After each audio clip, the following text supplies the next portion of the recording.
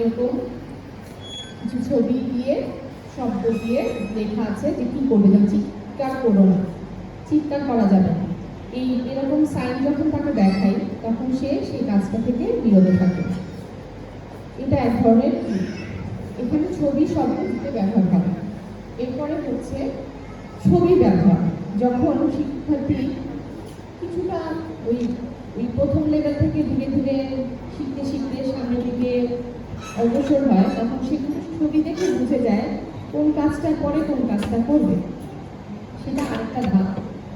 সেক্ষেত্রে শুধু ছবি ব্যবহার করলে কিন্তু হয়ে যাচ্ছে। শেষে আরেকটা হচ্ছে একদম সবশেষে লিখিত, যেটা আমরা একটু মেনু কার্ড দেখলাম, সেটা একটা রিটেন, একটা ভিজুয়াল কিউ। এরকম রিটেন আমাদের রুটিন থাকে। রুটিনটা যখন তার অক্ষর জ্ঞান চলে আসে, সে যখন রিড করতে পারে, তখন সে এই লেখাগুলোর অর্থ বুঝতে পারে, তখন ছবির আর প্রয়োজন হয় না। এভাবে ধীরে ধীরে কিউটা উঠিয়ে ফেলতে হয়।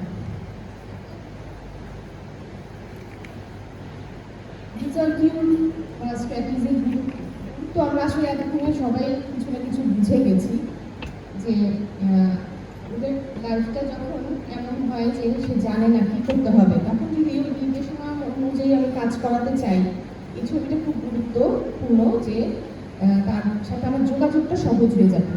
তাকে আমি যেটা বুঝাতে চাবো এই ছবিটা দিয়েই আমি কিন্তু সহজে বুঝিয়ে দেবো, মানে ডেইলি লাইফের কাজটাকে সে সহজ করে করতে পারবে ছবির মাধ্যমে।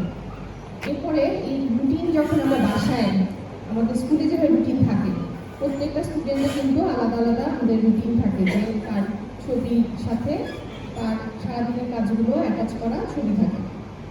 এরকম যখন আপনারা হোম রুটিন ব্যবহার করবেন বাসায়, তখন যেটা হয় সে ধীরে ধীরে ওই কাজগুলোতে জানে যে আজকে সারাদিনে আমাকে এই কাজগুলো করতে হবে। সে কিন্তু সিরিয়ালি সেই কাজগুলো করতে অভ্যস্ত হয়ে যাবে, ফলে সে স্বাবলম্বী হয়ে উঠবে। এরপর যেটা যে তার মধ্যে কিছু এনজাইটি কাজ করবে না, যে আজকে আমাকে কি কি করতে হতে পারে, বা নতুন একটা জায়গায় গেলে যে আমাদের একটা এনজাইটি হয় যে আমি এই জায়গায় যাচ্ছি, কি করবো কি করবো না, তখন দেখা যায় তারা একটা অড বিহেভিয়ার করে ফেলে, যখন সে জানে না আসলে এখানে কি করতে হয়। এই বিষয়গুলো কিন্তু আমরা ভিজুয়াল কিউর মাধ্যমে আগে থেকে তাকে জানাবো, যেটাকে আমরা বলি সোশ্যাল স্টোরি।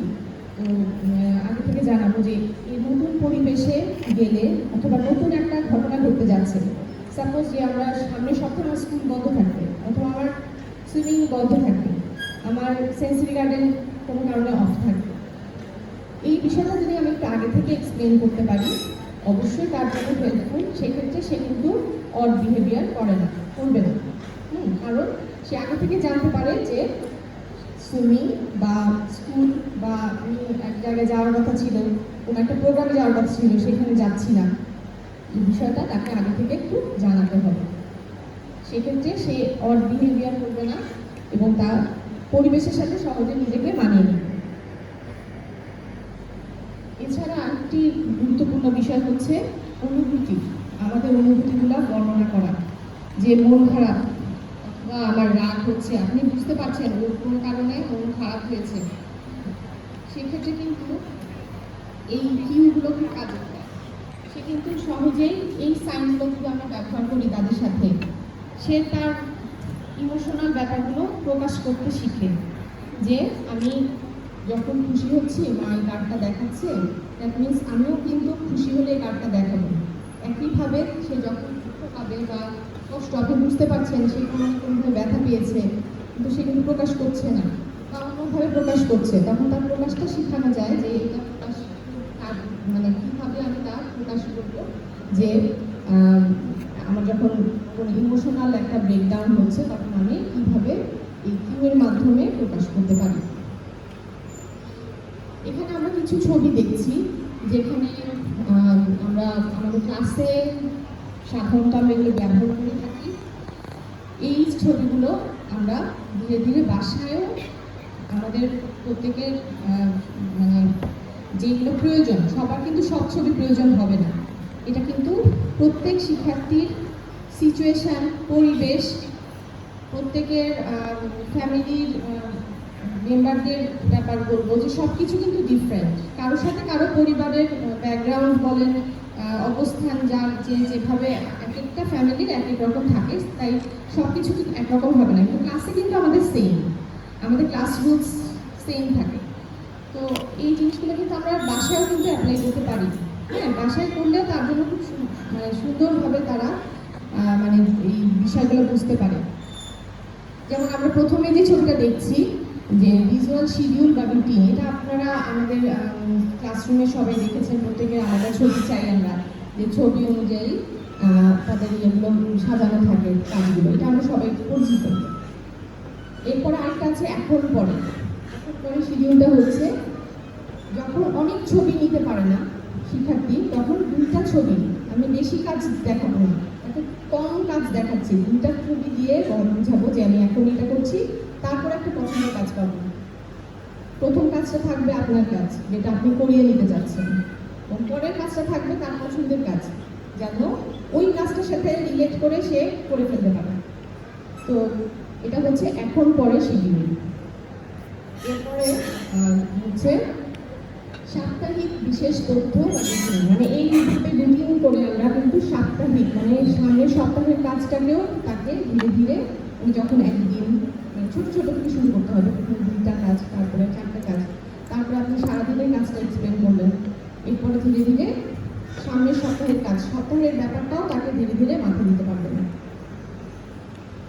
এছাড়া আছে সোশ্যাল স্টুডি, যেমন আমরা এক জায়গা থেকে এক জায়গায় যাওয়া, কোনো একটা বিশেষ ঘটনা ঘটতে যাচ্ছে তার পূর্বে, ধরেন আমি বাচ্চাকে চিড়িয়াখানায় নিয়ে যাবো, তার আগে একটা সোশ্যাল স্টুডি করা প্রয়োজন।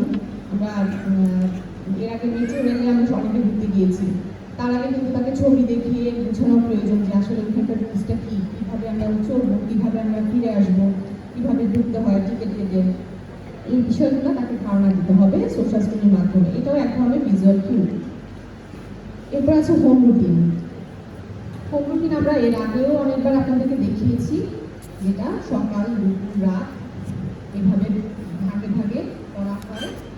আপনি কম কাজ দিয়ে সাজাতে পারেন, আবার বেশি কাজ দিয়ে সাজাতে পারেন, যেটি নির্ভর করছে আপনার সন্তান কীভাবে সেটা রিসিভ করবে। সে যদি মনে হয় যে না সে কম কাজ বুঝতে পারছে, তাহলে 2টা কাজ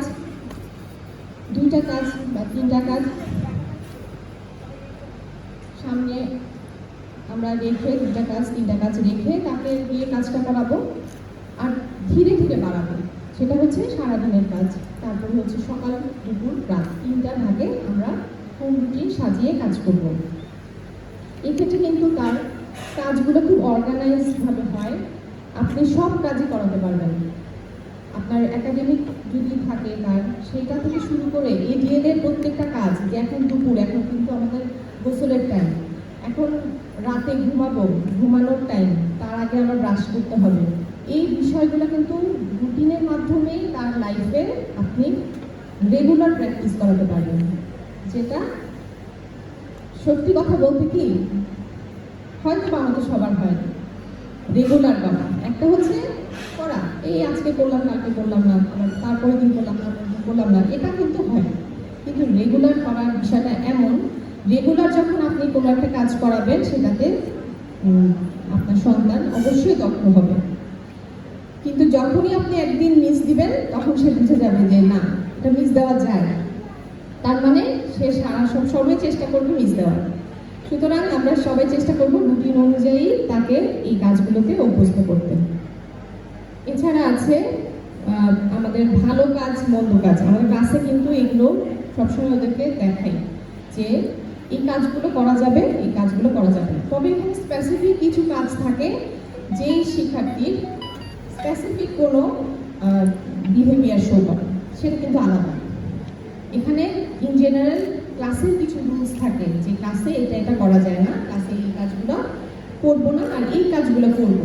যেমন আমি চেয়ার টেবিল উঠে বসবো না, কিন্তু চেয়ার টেবিলে বসে মিসের সাথে কাজ করবো, এরকম কিছু ইনস্ট্রাকশন আমরা ক্লাসে দিয়ে থাকি। যার কারণে ওরা দেখা যায়, আমাদের কাছে অনেকেই বলেন ম্যাডাম এখানে ক্লাসে যেটা করে বাসায় কিন্তু সেটা করে না, আবার বাসায় যে কাজগুলো করে ও কিন্তু ক্লাসে এই কাজগুলো করে না। এটার পার্থক্য হচ্ছে এটাই, ও কিন্তু বুঝে যায় ক্লাসের কিছু রুলস আছে, এই রুলসগুলো ওকে মানতে হবে। আর বাসায় কোনো রুলস নাই, বাসায় ইচ্ছা মতো থাকা যাবে। তো এই কারণেই তারা আসলে 2 রকম ব্যবহার করে।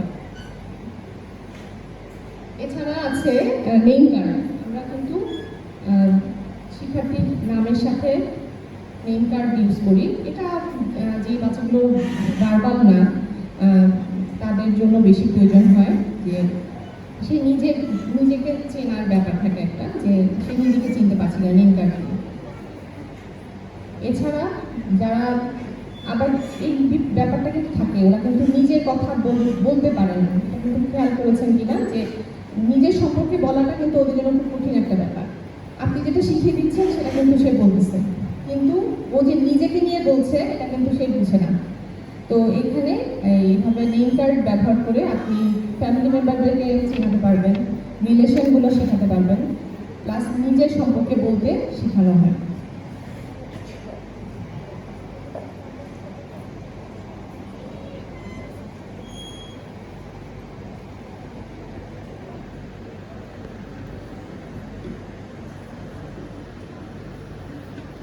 আচ্ছা, আমরা এখানে শুধু কিন্তু এই যে সংকেতগুলো বলছি, এগুলো কিন্তু শুধুমাত্র ছোটদের না, যারা আমরা একটু যে শিক্ষার্থীরা একটু